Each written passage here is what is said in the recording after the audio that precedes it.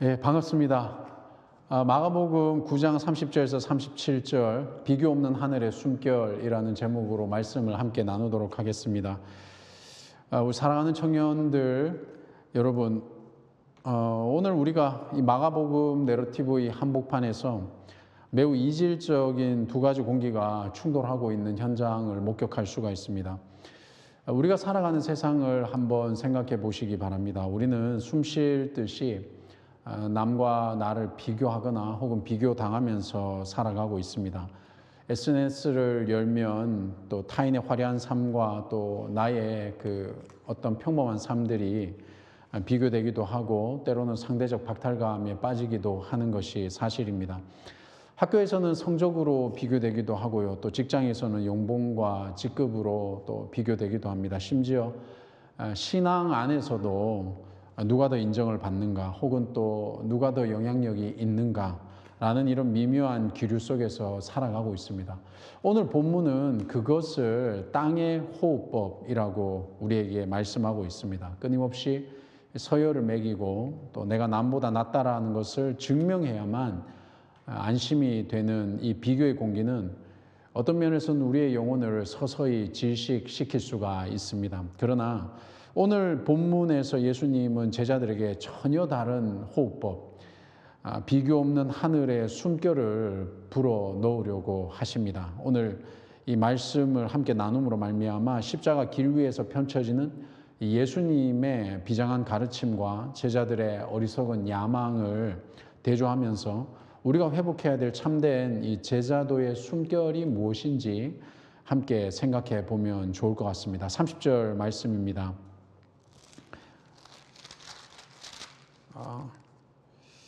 마가복음 9장 30절 그곳을 떠나 갈릴리 가운데로 지날새 예수께서 아무에게도 알리고자 아니하시니, 여기에서 이 그곳은 변화산 사건이 있었던 가이사랴 빌립보 지역을 말하고 있습니다. 예수님은 이제 이 갈릴리를 통과해서 예루살렘으로 향해 가는 비장한 여정의 길을 걸어가십니다. 즉 그 길 위에 서 계신 것을 본문이 말씀하고 있습니다. 예수님께서 자신의 동선을 숨기고 있는 것이 또 오늘 이 30절의 특징이기도 합니다.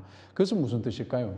예수님은 이제 대중적인 그 사역, 기적을 베풀던 그 사역에서 십자가를 짊어질 제자들을 향한 집중적인 사역으로 이제 그 사역의 형태가 변화되고 있음을 본문을 통해서 우리가 알 수가 있습니다. 31절 말씀입니다. 이는 제자들을 가르치시며 또 인자가 사람들의 손에 넘겨져 죽임을 당하고 죽은 지 사흘 만에 살아나리라는 것을 말씀하셨기 때문이더라.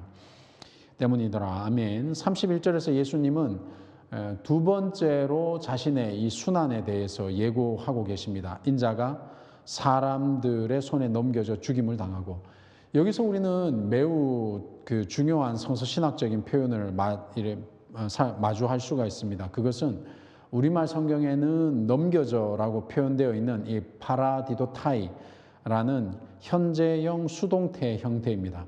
역사적 차원에서 이것은 가룟 유다가 배신을 했을 때 혹은 유다 지도자들이 빌라도에게 예수를 넘겨주었을 때 그러한 행위에 이 단어가 쓰여졌습니다.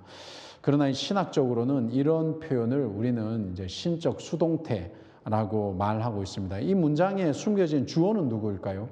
하나님이십니다. 예수님이 사람들의 손에 넘겨지는 것은 힘이 없어서가 아니라 하나님께서 인류 구원을 위해서 당신의 아들을 내어주시는 바로 그 신적 필연성이죠. 해야만 한다라는 것을 이 단어 속에서 우리가 살펴볼 수가 있습니다. 이것이 바로 하늘의 숨결인 겁니다. 세상의 힘은 논리로 정복하려고 하죠. 하지만 하늘은 내어줌으로 우리에게 구원을 베풀고 있는 역사를 보여주고 있습니다. 32절 그러나 제자들은 이 말씀을 깨닫지 못하고 묻기도 두려워하더라.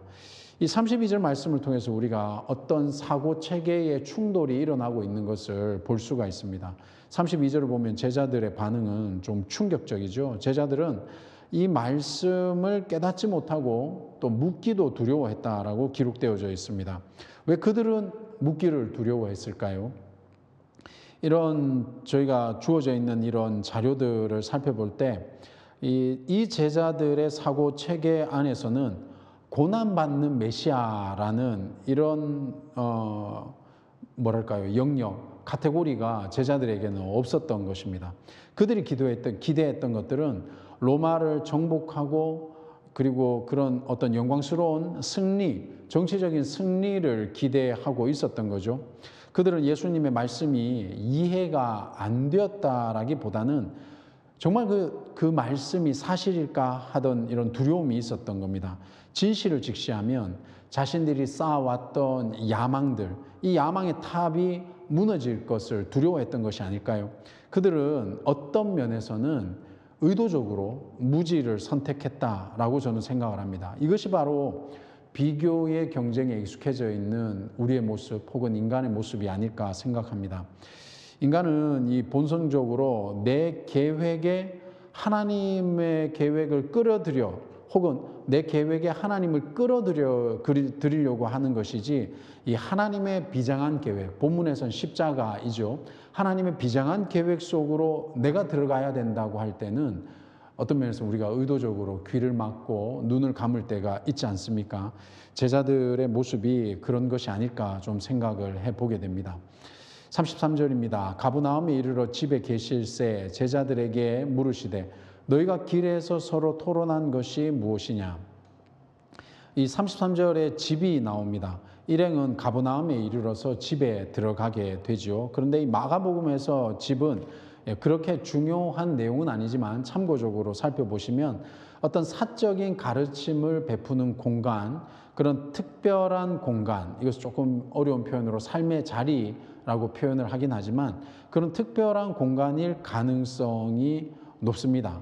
그 집이라는 공간에 들어갔을 때 예수님께서 어떤 특별한 내용들을 가르쳐 주는 장면을 볼 수 있게 되는 거죠. 거기서 예수님이 제자들에게 물으신 것입니다. 너희가 길에서 토론한 것이 뭐냐? 34절에 그들이 잠잠하니 이는 길에서 서로 누가 크냐 하고 쟁론하였음이라. 아멘. 헬라어 원문에서는 그들이 말을 잃어버렸다라는 단어가 쓰여지고 있습니다. 그렇게 표현을 하고 있죠. 왜 그랬을까요? 어떤 면에서 이러한 제자들의 침묵은 부끄러움의 표현이다라고 좀 생각이 되어집니다. 그들은 이 거룩한 제자도의 길, 예수님이 이제 예루살렘으로 가는 그 길 위에서 바로 그 곁에서 제자들은 누가 더 크냐라는 것을 놓고 싸우고 있었지 않습니까?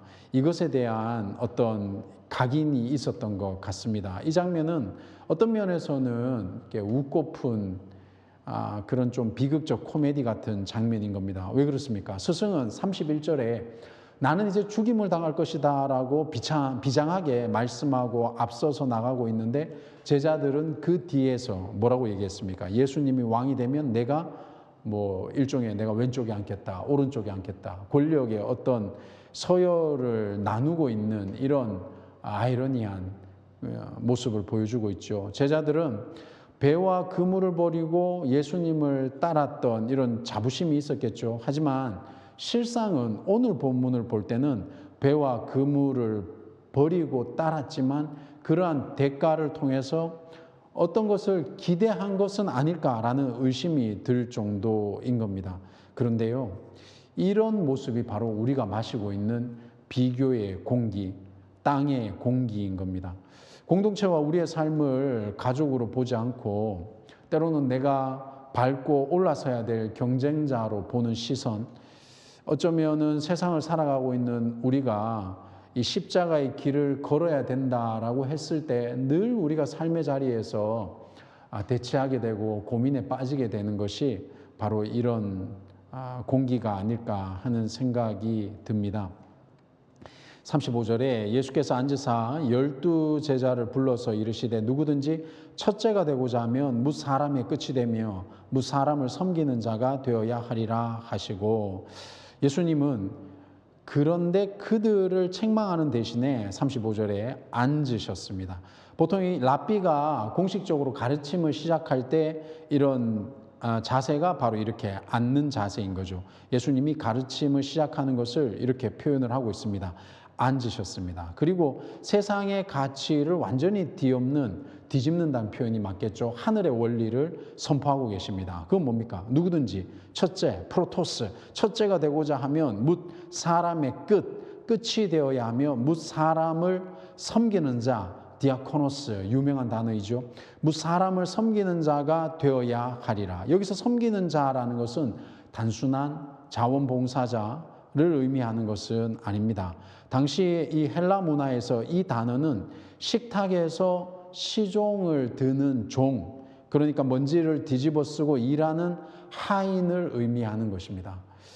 사랑하는 이 시청자 여러분, 이것이 바로 세상의 숨결이 말할 수 없는 내용인 거죠. 세상의 숨결은 뭐라고 얘기합니까? 남을 밟고 올라가라. 피라미드의 꼭대기에 서라. 그래야 숨 쉴 수 있다. 그런데 오늘 예수님도 말씀하셨듯이 하늘의 숨결은 무엇입니까? 내려가라. 자발적으로 끝이 되어라. 예수님은 지금 비교 우위를 통해 높아지려는 제자들의 사다리를 어떤 의미에서는 걷어차버리고 계신 거죠. 하나님 나라는 큰 사람을 뽑는 것이 아니라 스스로 작아져서 타인을 받쳐줄 수 있는 그런 사람, 이 사람이 바로 하나님의 나라에 있어서 위대한 사람이다. 어떠신지요? 우리가 이 말씀을 너무나 유명하기 때문에 이 말씀을 많이 들어보셨고 많이 충분히 아시는 내용입니다.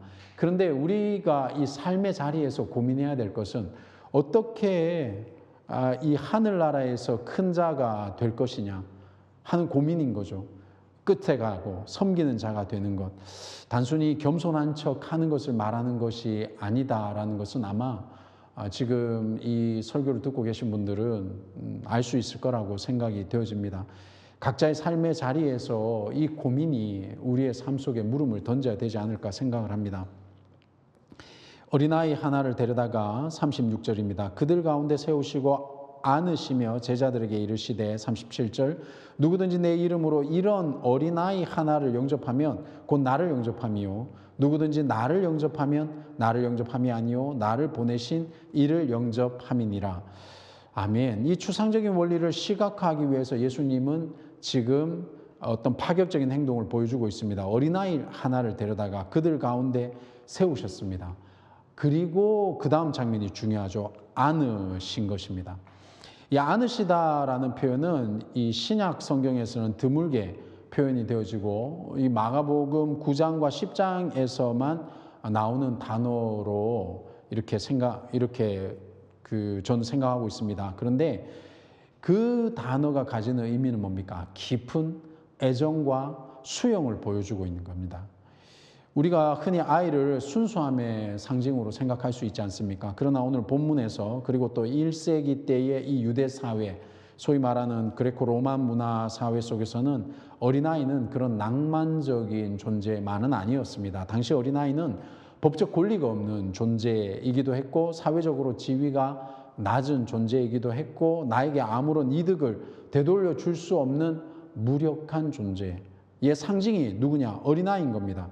그러니까 제자들의 비교 논리에 따르면 이런 어린아이는 영접할 가치가 없는 대상이고 또 때로는 무시해도 좋은 그런 대상일 가능성이 높습니다. 그런데 예수님은 37절에 충격적인 말씀을 우리에게 던지시는 겁니다. 누구든지 내 이름으로 이런 어린아이 하나를 영접하면 같이 보실까요? 곧 나를 영접하며. 이것은 유대법의 어떤 원리를 보여주고 있는 겁니다. 보냄을 받은 대리인을 영접하는 것은 보낸 자를 영접하는 것과 같다라는 법적 개념을 예수님이 지금 말씀하신 거죠. 놀랍게도 예수님은 당신의 이런 대리인을 왕이나 귀족이 아닌 무시해도 되는 때로는 비천한 어린아이로 설정하신 겁니다. 이것이 바로 비교가 없는 하늘의 숨결의 실체가 아닐까. 그 실체를 우리에게 보여주고 있는 거죠. 남들이 무시해도 되고 때로는 경제적인 이익도 없을 수 있고 어떤 사회적 보상도 없는 일을 품으시고 안으시는 이 예수님의 모습 속에서 그 모습 속에서 우리가 서로 비교 경쟁하고 있는 이들에게 어떻게 해야 우리가 큰 자가 되고 어떻게 해야 첫째가 될 수 있는가라는 예수님의 가르침은 여러 가지를 생각해 보게 되는 지점이 아닐까 생각을 합니다. 말씀을 한번 정리하도록 하겠습니다. 말씀을 정리하면서 우리는 한 걸음 더 깊이 나아갈 필요가 있습니다. 오늘 본문은 제자들은 왜 십자가 길 위에서도 그렇게 치열하게 누가 크냐라고 비교하고 싸웠을까? 이것은 단순히 그들만의 문제였을까요? 단순히 이런 입술의 논쟁이나 행동의 실수만은 아니었을 것입니다. 그들뿐만 아니라 지금 이 성경을 보고 있는 오늘날 우리에게도 똑같은 문제 제기를 하고 있는 겁니다. 그것은 뭘까요?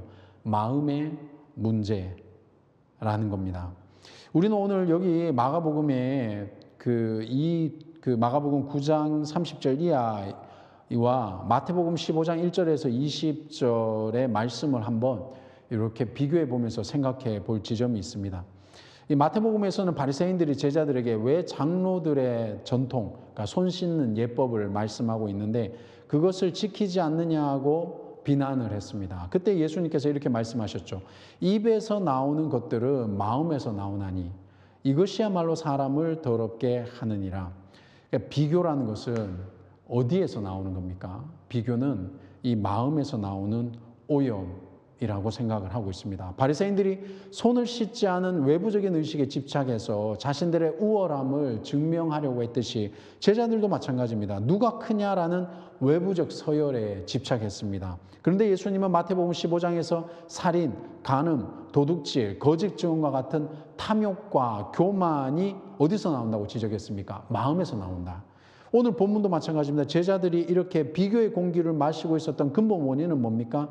그들의 마음, 카르디아, 그들의 마음이 예수님의 십자가, 사명이 아니라 자기 영광이라는 탐욕에 오염되었기 때문에 그런 비교가 나온 거죠. 그러니 비교는 결국 환경의 문제가 아니라 내 마음의 방향이 하나님이 아닌 나 자신을 향해 있을 때 뿜어져 나오는 악취가 바로 비교라는 겁니다. 일반적인 자기 개발에서도 자존감이 높은 것이 중요하다라고 표현을 하거든요. 그런데 우리가 정말 하나님을 만난 사람은 기질의 문제가 아니라 이 마음의 회복이 먼저 일어날 필요가 있다라고 생각합니다. 여러 가지 상황들, 우리가 예수님을 만났다고 해서 상황이 막 어떤 회복되거나 다 문제가 해결되는 건 아니지 않습니까? 그런데 이 마음의 문제가 해결되지 않으면 환경보다 더 심한 악취가 우리 안에서 나올 수가 있는 거죠. 두 번째로 하늘의 숨결은 결국 무엇일까요? 본질을 호흡하는 겁니다. 예수님은 마태복음 15장에서 입술로는 나를 공경하되 마음은 내게서 멀어졌다라고 탄식하셨거든요. 진정한 정결, 진정한 제자도는 외부에 손을 씻거나 높은 자리에 있는 것이 아니지 않습니까? 그것은 그의 마음의 중심이 하나님의 뜻과 일치하는 것이었거든요. 그런데 오늘 본문도 마찬가지입니다. 9장에서 예수님이 어린 아이를 안으신 것은 바로 그 마음의 혁명을 우리에게 요청하고 있는 겁니다. 그럼 뭘까요? 겉으로는 드러나는 그런 화려한 어떤 스펙, 다른 말로는 비교 우위가 아니라 내면 깊은 곳에서 우러나오는 섬김과 사랑, 이것이 바로 하늘의 숨결로 호흡하는 사람의 특징이라는 거죠. 그래서 하늘의 숨결은 결국 본질을 알고 그 본질로 호흡할 수 있는 것이다 라고 생각을 합니다. 이렇게 오늘 말씀을 정리하면서 마가복음 9장의 내용을 한번 생각해 보시기 바랍니다. 그런데 오늘 예수님께서 우리에게 제시해 주셨던 그 어린아이를 안으시는 이런 모습을 살펴볼 때 저는 오늘 마가복음의 말씀을 통해서 우리의 내면, 마음의 성소를 한번 점검해 보면 어떨까라고 생각을 합니다. 그래서 먼저 첫 번째로는 말씀을 통해서 내면의 동기를 한번 살펴볼 수 있으면 좋을 것 같습니다. 내가 지금 누군가를 섬기거나 혹은 어떤 일을 하고 있을 때 그것이 비교, 인정받기 위함인지 아니면 주님을 사랑함, 본질인 것이죠. 이 본질인 것인지를 물을 필요가 있다. 두 번째로는 내 안에 아직까지도 이 비교의 뿌리가 있다면 이 비교의 뿌리를 뽑아낼 수 있는 것이 필요하지 않을까 생각이 듭니다. 남과 나를 비교하는 생각이 들 때마다 그것이 내 마음속에 탐욕과 교만에서 나온 것이라면 우리가 인정하고 회개할 필요가 있을 텐데, 문제는 쉽지 않다는 것에 있겠죠. 그럼에도 불구하고 쉽지 않다고 해서 이것을 직시하지 않으면 안 되겠죠. 세 번째로는 작은 자에게로 우리가 그 작은 자에게 우리의 이 내면의 호흡을 옮길 필요가 있습니다. 예수님께서 어린아이를 영접하라고 하셨을 때 그것은 마음을 다해서 그를 받아들이라는 뜻 아니겠습니까? 형식적인 인사가 아니라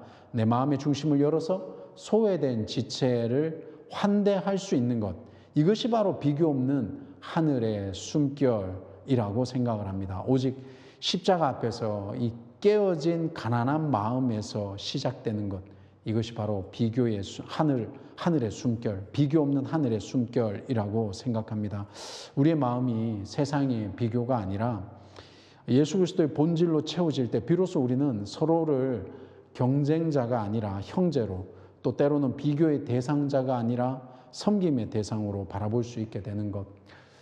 우리가 믿음의 공동체 안에서는 더 심도 있게 여기에 대해서 고민을 해야 될 것이라고 생각을 합니다. 그런데 또 사회생활은 많이 다르죠. 사회생활에서 비교해서 도태한다라는 것은 생존 경쟁에 문제가 있기 때문에 오늘 이 말씀을 사회에 적용하는 것, 극단적으로 적용하는 것은 문제가 있을 수 있을 것입니다. 그럼에도 불구하고 과연 우리는 어떤 하늘의 숨결을 쉬어야 되는가 하는 고민은 여전히 우리에게 남겨져 있다 생각이 됩니다. 기도하겠습니다.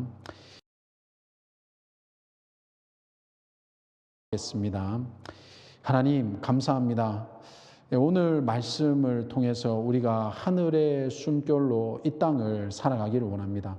담대하게 살아가게 해주시고, 또 때로는 내 삶이 남들에 비해서 뒤처진 것 같아도 내 안에 계신 예수 그리스도로 말미암아 담담하게, 담대하게 하나님 살아갈 수 있도록, 하나님 우리가 하나님 앞에 있어서 온전한 선택을 하며 살아갈 수 있도록 성령 충만함으로 인도하여 주시옵소서. 예수님의 이름으로 간절히 기도드립니다. 아멘.